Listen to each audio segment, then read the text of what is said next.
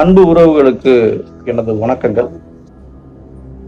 நம்ம பல தீர்க்க தரிசனங்களை நமது பழைய நேரலைகள்ல ஆய்வு செஞ்சிருக்கோம். குறிப்பா சந்திர ரேகை, இன்னும் பைபிள்ல சொல்லப்பட்ட தீர்க்க தரிசனங்கள், மஹதி அவர்களுடைய வரவுகள், ஈசா நபி அவர்களுடைய வரவுகள், இப்படி நிறைய விஷயங்களை நம்ம பார்த்துருக்கிறோம். இப்போ நம்ம சொல்ல விஷயம் என்னன்னு கேட்டீங்க அப்படின்னா, சமண சமயத்தை தான் நம்ம பேசணும். இந்த சமண சமயம் அப்படிங்கிறது வந்து பாத்தீங்க அப்படின்னா, குறிப்பா சொல்லணும்னா ஜெயினிசம் அப்படி சொல்லலாம். மகாவீரர் அவர்கள் தோற்றுவித்த சமண சமயம் என்று சொல்லலாம். நீங்க ஒரு 100 ஆண்டுகளுக்கு முன்னாடி நீங்க போய் பார்த்தீங்க அப்படின்னா, பல சமண துறவிகளை கழுவிலேற்றி கொண்டிருக்கிறார்கள். இந்த தமிழ் மக்களுடைய வாழ்க்கையில இந்த சமணம் அப்படிங்கிறது இரண்டர கறந்துள்ளது அப்படிங்கிறது நமக்கு சமண இலக்கியங்களை நம்ம பார்த்தா தெரியும். 50 காப்பியங்கள்னு நம்ம சொல்ற சீவக சிந்தாமணி, வளையாபதி, இதெல்லாம் வந்து பாத்தீங்கன்னா முழுவதுமே சமண சமயத்தை தழுவிய இலக்கியங்கள் தான். அப்ப 50 காப்பியங்கள்லயே சமண இலக்கியங்கள் வந்திருக்கு. அப்படிப்பட்ட இந்த சமண இலக்கியங்களோடு நாம் தொடர்பு பெற்றவர்களாக தான் தமிழ் மக்கள் இருக்கிறோம். ஆனால் பிற்காலத்திலே வந்த மன்னர்கள் சைவ சமயத்தை பரப்ப வேண்டும் அல்லது வைணவ சமயத்தை பரப்ப வேண்டும் என்பதற்காக இந்த போட்டியாக இருந்த இந்த சமண மதத்தை பரப்புபவர்களும் அதை கடைபிடிப்பவர்களும் கழுவிலேற்றி கொள்ளப்பட்டார். அது மட்டுமல்ல, இன்னைக்கு கூட நம்ம பல இடங்கள்ல நீங்க இப்போ சமணர் குகையெல்லாம் போய் பார்த்தீங்கன்னா ஊருக்கு வெளியில தான் இருக்கு. என்ன காரணம் அப்படின்னு கேட்டீங்கன்னா, இங்க இருக்கக்கூடிய மன்னர்கள் அந்த விஷயத்த சமண துறவிகளை கழுவிலேற்றி, சரி அதெல்லாம் இருக்கட்டும். இப்போ சமண சமயம் சொல்கிற தீர்க்க தரிசனம் என்ன? அதுதான் இன்னைக்கு நம்ம பார்க்க வேண்டிய எதிர்கால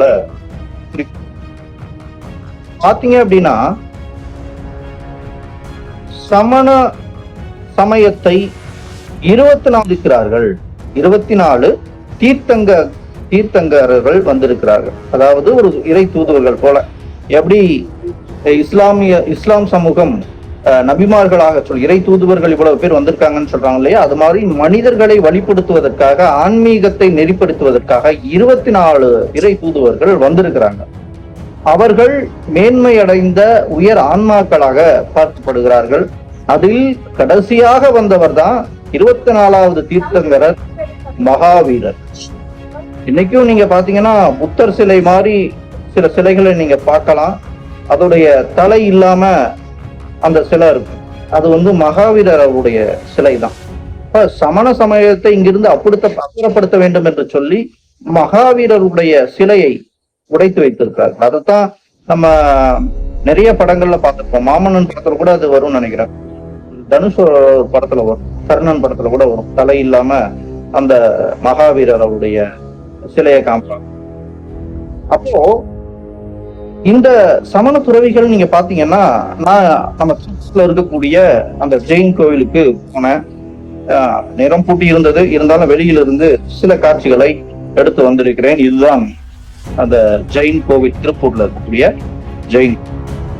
இதுல பாருங்க, எல்லாமே பளிங்குனால செஞ்சிருக்காங்க. அது மட்டும் இல்ல, 2 யானைகள் இங்கே இடம்பெற்றது. அந்த 2 யானைகளும் பளிங்குல தான் செஞ்சிருக்காங்க.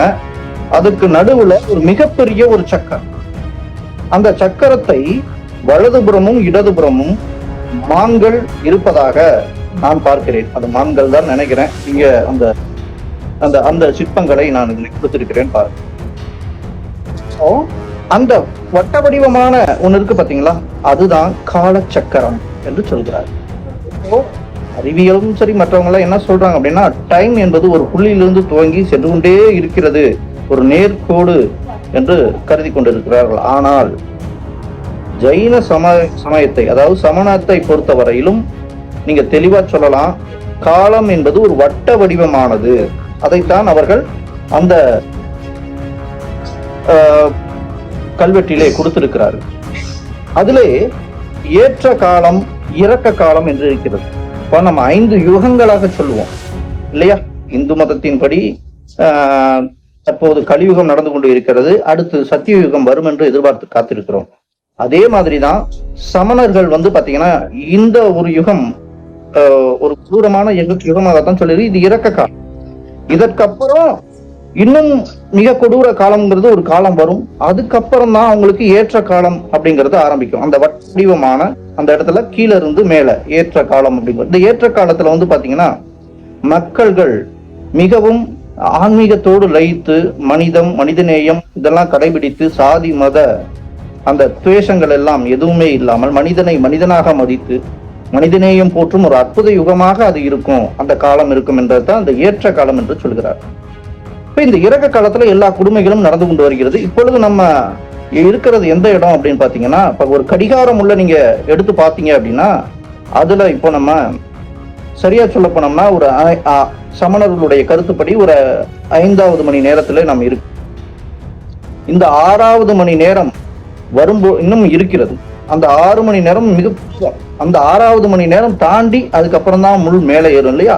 அப்போதான் 24 தீர்த்தங்கரர்கள் மறுபடியும் இந்த பூமியிலே அவதரிக்கிறார்கள் அப்படின்னு சொல்லுவதுதான் சமணர்களுடைய முக்கியமான எதிர்பார்ப்பு. அதுக்காக இந்த 24 தீர்த்தங்கரர்கள் நம்ம மகாவீரர் மறுபடியும் பிறந்து வருவார்னு அவங்க சொல்லல. ஏன்னா அவர்கள் தெளிவாக சொல்கிறார்கள், அந்த மண்ணிலே பிறந்த அந்த 24 பேரும் இறை தூதுவர்கள், ஒரு உயரிய ஆன்மாக்கள். அவர்களுடைய ஆன்மா இறைவனோடு கலந்து விட்டது. அப்ப இறைவனோடு கலந்து விட்டது அப்படிங்கும் போது அவர்கள் மறுபடியும் பிறப்பதற்கு வழி இல்லை. ஆனால் வேற ஏதாவது ஒரு மனிதன் உயர் ஆன்மாவாக மாறி ஒரு 24 உயர் ஆன்மாக்கள் பிறக்க போகிறார்கள் இந்த மண்ணில். இப்போ அது குறிப்பா சொல்றாங்க, அது இந்தியாவில் தான் அவர்கள் பிறக்க போகிறார்கள். இப்போ 24 பேரும் ஒரே மாநிலத்துல பிறந்துருவாங்களான்னு கேட்டா இல்லை. அந்த 24 தீர்த்தங்கர்களும், அதாவது உயர் ஆன்மாக்களும் இறை தூதுவர்களும் இந்த பாரத தேசத்திலே ஆங்காங்கு பிறந்து அந்த நிலையை அடைவார்கள். ஒரு குறிப்பிட்ட காலம் வரும் பொழுது அவர்கள் தங்களாக வெளிப்பட்டு ஒரு மனிதனுக்கு, ஒரு மக்கள் சரியாக வாழக்கூடிய அந்த வழிமுறைகளை சொல்லிக் கொடுப்பார்கள், வழி நடத்துவார்கள் என்பதுதான் சமண மதம் சொல்லுகிற தீர்க்க தரிசனமாக இருக்கிறது. இந்த தீர்க்க தரிசனம் என்பது கிட்டத்தட்ட கோரக்க சொன்ன அந்த தீர்க்க தரிசனத்தோடு மிகவும் தொடர்புள்ளதாக இருந்ததால் இதை நான் மக்களுக்கு அறிவிக்க வேண்டும் என்று நான் அறிவித்திருக்கிறேன். இன்னும் சொல்லணும் அப்படின்னா, கோர்க்கர் என்ன சொல்லியிருக்காருன்னா ஒருவரை பற்றி தான் சொல்லியிருக்கிறார். 15 சித்தொன்றாக அப்படின்னு ஒருவரை தான் சொல்லியிருக்கிறார். தென்திரையில் வியாபித்து திடமாய் எய்தி திகழொளி போல் உலகம் திரட்டி சேர்த்து மன்னன் என ஒருவன் உலகாழ்வான் முற்றே என்று. ஆனால் அதற்கு முன்னாடி நீங்க பாத்தீங்கன்னா நம்ம இம்மார்டல் ரூலர் என்று சொல்லக்கூடிய அந்த வரக்கூடிய அந்த இறை தூதுவரை பற்றி 100வது பாடல்ல அதை சொல்லியிருக்கிறார் இல்லையா? அதுக்கு முன்னாடி என்னன்னா, இவருடைய புகழை பலர் பல இடங்களிலே போய் பரப்புவார்கள். இவரோடு ஒத்த அந்த உயர் ஆன்மாக்களும் இருக்குது அப்படின்னு கோரக்கர் சொல்வதாக நான் கருதுகிறேன். அதுக்கு முன்னாடி எடுத்த பாடல்லாம் நீங்க எடுத்து படிச்சீங்கன்னா உங்களுக்கு தெரியும். அப்போ நற்சமய வாசிகளும் அநேகம் உண்டே அப்படின்லாம் வரும். அப்போ இங்கே நடைபெற இருக்கிற அந்த காலம்ங்கிறது கூடிய சீக்கிரம் வந்து கொண்டு இருக்கிறது என்பது நமக்கு தெளிவாக தெரிகிறது. சமணர்கள் சொல்வது மாதிரி ஒரு 24 இறை உயர் ஆன்மாக்கள் பிறந்து இந்த பூமியை வளப்படுத்தவும் வழிப்படுத்தவும் நெறிப்படுத்தவும் காத்திருக்கிறார்கள். அவர்கள் எங்கெங்கோ இடங்களில் பிறந்திருக்கிறார்கள். உரிய நேரம் வரும் பொழுது அனைவரும் இணைந்து ஒரு புதிய பாதையை உருவாக்குவார்கள் என்பதை நாம் காத்திருக்கிறோம். இன்னும் சொல்ல போனால் பைபிள் சொன்ன தீர்க்க தரிசனங்கள் ஒவ்வொன்றும் நடந்து கொண்டிருக்கிறது. குரானிலையும் அந்த கடைசி காலகட்டம் என்பது வந்து கொண்டிருப்பதாக தான் சொல்லிக் கொண்டிருக்கிறார். நம்முடைய கருதும் அந்த காலகட்டமும் அவ்வாறாகவே இருக்கிறது. இனி நடக்க போறது அப்படின்னு நம்ம சொல்றோம் அப்படின்னா கோரக்கருடைய தீர்க்க தரிசனத்தை வைத்துதான் நான் சொல்லிக் கொண்டிருக்கிறேன். அப்போ விஜயருடைய ஆட்சி முடிந்த பிறகு ஒரு மிகப்பெரிய ஒரு கடின காலகட்டம்ங்கிறது இந்த உலகுக்கு இருக்கிறது. அதாவது வெள்ளையர்களுடைய, அதுவும் குறிப்பாக வெள்ளையாக இருக்கக்கூடிய வெள்ளை சுவேதன் அவர்களால் ஒரு மிகப்பெரிய தாக்குதலும் ஒரு மிகப்பெரிய கொடுமையும் நம் தேசத்திலே அரங்கேறத்தான் இருக்கிறது என்பதையும் தெளிவாக சுட்டிக்காட்டியிருக்கிறார். முடிவில் ஒரு மன்னனென ஒருவன் உலக ஆழ்வான். இந்தியா, குறிப்பாக தமிழகம், நம்முடைய இங்கிருந்து தோன்றக்கூடிய ஒரு அற்புதமான ஒரு ஆன்மீக வழியானது உலகத்திற்கே ஒளியாக மாறும் என்று சொல்லி இந்த வீடியோவை நிறைவு செய்கிறேன். நன்றி, வணக்கம்.